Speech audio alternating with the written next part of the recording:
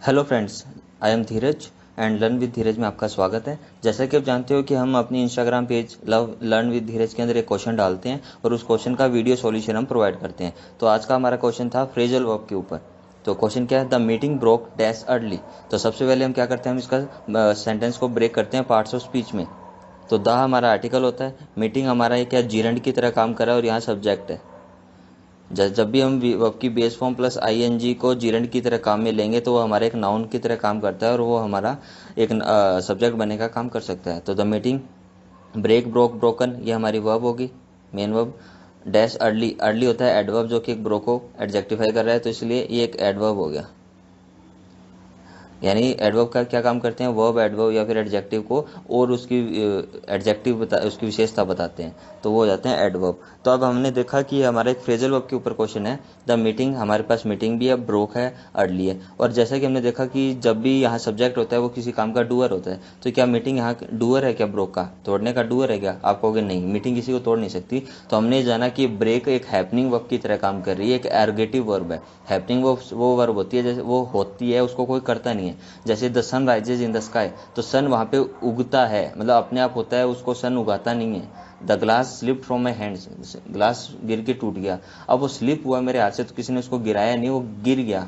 तो वहाँ वो उसको हम हैपनिंग वर्ब्स कहते हैं। और इसको मैंने अपने वर्ब के बेसिक्स के अंदर बहुत अच्छे से करवाया है। अगर आपको कोई भी डाउट हो तो आप वहाँ पे जाके देख सकते हो। तो the meeting broke dash early, यहाँ पे हमको एक फ्रेजल वर्ब की ज़रूरत है। अब फ्रेजल वर्ब सबसे पहले आपको पता होना चाहिए कि फ्रेजल वर्ब क्या होती है, तो आइए देखते हैं। तो फ्रेजल वर्ब्स वो वर्ब होती है जिस कॉम्बिनेशन के अंदर वर्ब प्लस प्रीपोजिशन या फिर वर्ब प्लस एडवर्ब इसका पेयर होता है। या तो वर्ब प्लस प्रीपोजिशन, अगर कोई नया वर्ड बनता है तो उसको फ्रेजल वर्ब्स कहते हैं, या verb plus adverb. Verb plus preposition कैसे करेंगे, जैसे मैं कहता हूँ account for,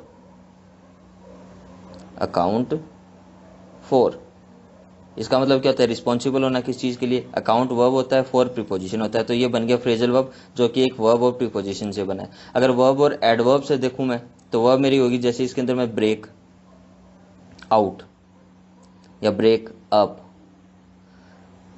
break out, break up, break मेरी वर्ब होगी, आउट और अप मेरा एडवर्ब हो गया। तो ये फ्रेजल वर्ब वो होगी जो वर्ब और एडवर्ब से बनती है। तो आज हम सबसे पहले क्वेश्चन में जाने से पहले हम वो देखते हैं कि ब्रेक के साथ कौन कौन सी एडवर्ब या फ्रेजल वर्ब बन सकती है। क्यों? क्योंकि जब मैंने ऑप्शन में देखा तो ब्रोक के साथ मेरा अप भी फ्रेजल वर्ब बनती है, डाउन भी बनती है, विद भी बनती है, लेकिन इसका मीनिंग अलग अलग होता है। तो आज हम वो पहले मीनिंग समझते हैं, फिर हमारा सेंटेंस अपने आप कर पाओगे।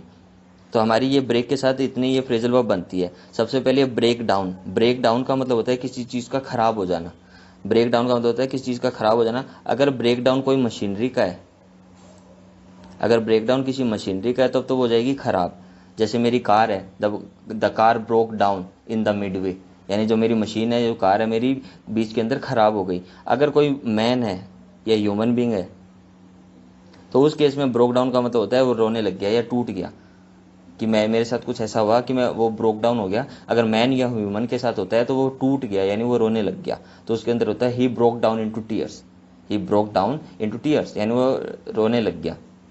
फिर है ब्रेक इनटू, अगर ब्रेक इनटू है इसका मतलब होता है किसी के घर जबरदस्ती घुस जाना, किसी के घर जबरदस्ती। Break into, he broke into my house at night, he broke into my house at night, यानी वो रात को मेरे घर जबरदस्ती घुस आया।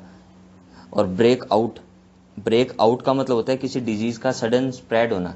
जैसे अभी अगर corona broke out in many countries, यानी कोरोना इतने मतलब बहुत कंट्रीज के अंदर फैल चुका है। फिर होता है ब्रेक अप, ब्रेक अप का मतलब हो जाता है एंड होना किसी चीज़ का। जनरली हम इसका यूज़ करते हैं मीटिंग के लिए, कोई भी पब्लिक मीटिंग होती है उसका एंड होता है ना, तो हम इसके लिए यूज़ करते हैं ब्रेक अप। और ब्रेक विद यूज़ करते हैं हम किसी रिलेशनशिप का एंड होना, किसी रिलेशनशिप का एंड होता है तब तो ब्रेक विद यूज़ करते हैं, और किसी मीटिंग का एंड होता है तो उसको हम ब्रेक अप यूज़ करते हैं।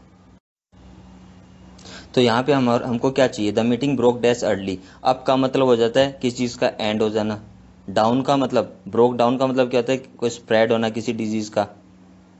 विद का मतलब होता है किसी रिलेशनशिप का एंड होना। तो हमारा मीटिंग एंड हो रही है तो हमारा रिलेशनशिप एंड नहीं हो रहा, तो ये नहीं हो सकता, ये नहीं हो सकता, तो डी भी नहीं हो सकता।